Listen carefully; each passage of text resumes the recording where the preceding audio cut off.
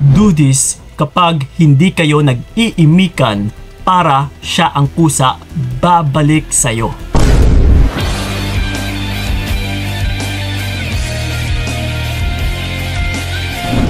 Yun.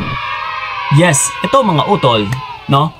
Kasi may nakausap nga ako kanina which is about nga dito sa topic natin.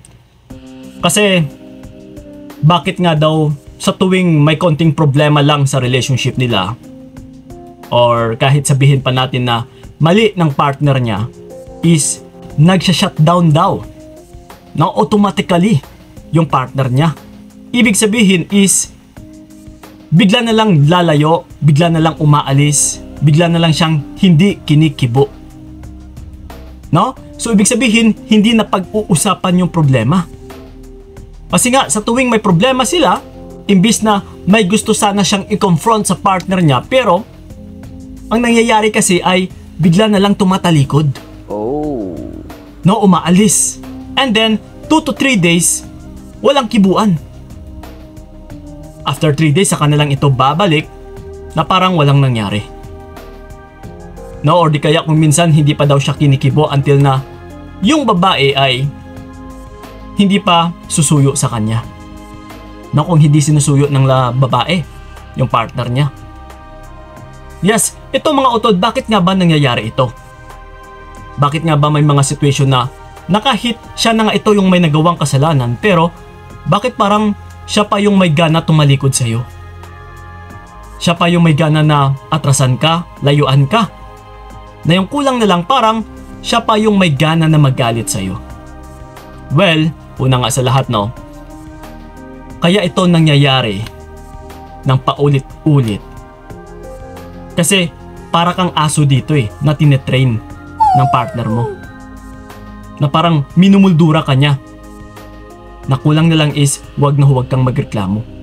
Kulang na lang talaga sasabihin niya yon sa'yo. Na hoy, ikaw, behave ka dyan.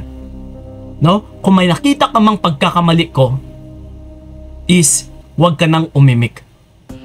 So that's why ang ginagawa niya, once na umimik ka, is tumatalikod, umaalis. Kumbaga pa, pagdating sa aso is, once na ikaw ay hindi susunod sa akin, hindi kita bibigyan ng pagkain. Yes.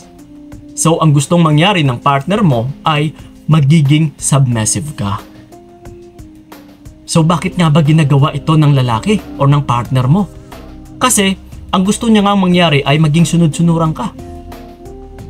Na kung ano man yung gusto niya nga mangyari or gusto niyang gawin is dapat hindi ka na iimik. At saka, bakit nga ba na mas lalo pang nagaganahan yung lalaki na gagawin ito?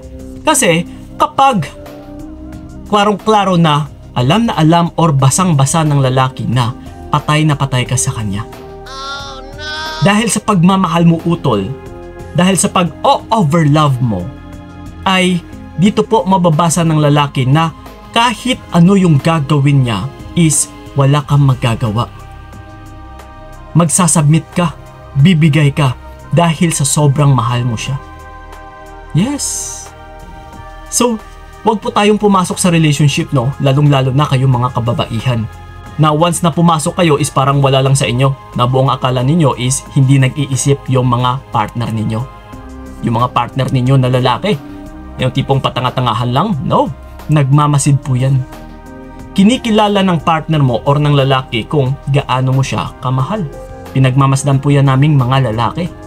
So ngayon kapag basang-basa ka na ng lalaki, na sobrang mahal na mahal mo siya, is dito ka na niya ngayon maggagawa na magiging asong tuta. So ibig sabihin utol, dahil sa sobrang mong pagmamahal, dahil sa pinapakita mo rin na mahal mo siya, ay talagang masasakal ka dito or parang meron kang tali. No, na parang meron kang chain na hawak-hawak ka ng partner mo. Na yun na nga, like I said kanina, kulang na lang talaga is sasabihin niya sa'yo, hoy, ikaw, huwag kang magreklamo. Diba? So ngayon, sa tuwing nagre-reklamo ka, umaatras, nagsha-shutdown. So yun pa ang term niya kanina. No, nagsha-shutdown daw yung partner niya na lalaki. Kumbaga pa, nagsha-shutdown yung computer. No? Wala muna, parang cool off muna sa relationship. magpapalamig muna siya, no? And then kapag lumamig na yung CPU is saka na ito aandar na naman after 3 days. Babalik na naman siya na parang walang nangyari. So, once nahahayaan mo lang ito, ay asahan mo utol, paulit-ulit lang na gaganituhin at saka gaganituhin ka ng isang lalaki. No? Kapag sinasanay mo rin yung sarili mo na parang wala lang sa'yo. So then, someday, kapag makagawa ng kasalanan, kahit kasalanan niya pa, is ganito pa rin ang gagawin niya.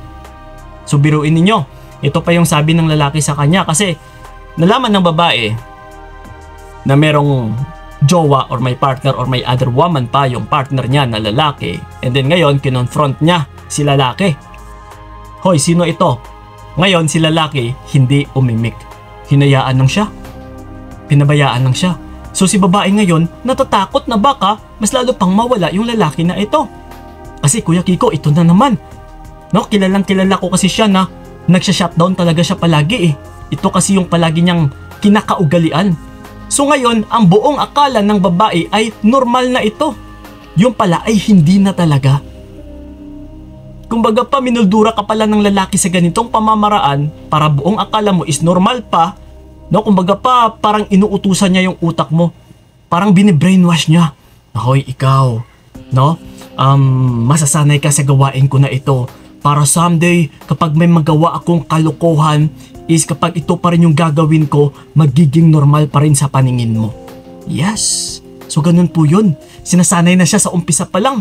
So, ito nga ngayon, nagtagumpay yung lalaki. Kasi, yung pumasok sa isipan ng babae, Kuya Kiko, I think normal lang yun kasi sanay na ako na ganun talaga siya. Hindi niya ako iniimik. Nagsha-shutdown po siya ng mga 1 to 2 or 3 days. No, nawawala po siya. Pero, kami naman as a coach na nakakarinig, kahit nga kayo dyan, no, na kapag nalaman nyo ito, which is, syempre, di ba, hindi na normal. Na, uy, hindi na normal yan na kasi mali na nga ng lalaki and then siya pa yung may gana na umatras at saka hindi ka iimikin, hindi ka kakausapin. So, parang pinapakita lang talaga ng lalaki, kagaya kanina sa aso na, hoy, ikaw, huwag kang tumahol. No? Huwag kang umimik. Kasi kung magre-reklamo ka man, ito, aatrasan kita. Yes. So, ano bang dapat nating gagawin? Sa pamamagitan na dapat, huwag mo talaga siyang imikin hanggat siya mismo ay hindi susuyo sa'yo. No? Kailangan is, ang pinag-uusapan natin dito kung sino yung magiging submissive, kung sino yung sasubmit, kung sino yung bibigay. So alam mo utol, kapag alam mo na siya talaga ito yung may pagkakamali, bakit ikaw yung bibigay? Kasi kung bibigay ka na naman, dito ka na naman mababasa ng partner mo na lalaki na patay ka talaga sa kanya. Kaya ito ngayon, no? Inaabuso ka lalo, inaapak-apakan ka lalo. Yes, so ganun po yun. So ipakita mo rin syempre na kaya mo ring mabuhay kahit wala siya. Na hindi ka takot na mawala man siya. Yes, para mahinto or para siya mismo ay kusa na babalik sa'yo. So ngayon kung natatakot ka na baka hindi na siya babalik, ang pagmamahal ba ay kailangan utusan? Kailangan bang ipilit? Hindi, di ba? Kasi kung hindi man siya babalik, ngayon, ano pang magagawa natin? No? Pipilitin pa ba natin? Kasi kung pipilitin natin yan, na hindi ka naman mahal, ikaw at ikaw lang din yung mahihirapan. Okay? So yun po ang gagawin ninyo. No? Siya dapat dito yung magiging submissive. Dapat ikaw dito yung matapang. Dapat ikaw dito yung nagsha-shutdown, utol. Ha? So yun, okay? So yun po mga utol, and then sa may mga katanungan man dyan about sa video na ito, you can leave a comment man dyan sa ilalim and sasagutin namin yan, lalong-lalong na sa aming YouTube channel. And then, sa may mga gusto akong makausap dyan, one-on-one, PM nyo po kami sa aming FB page na Payong Kaibigan ni Kiko. Yes, usap-usap po tayo doon. So yun, kita-kits. Maraming salamat. So ingat kayo. God bless and tabush! Binigay ko lahat para wala kang masabi. Kaya nga hindi ko alam kung paano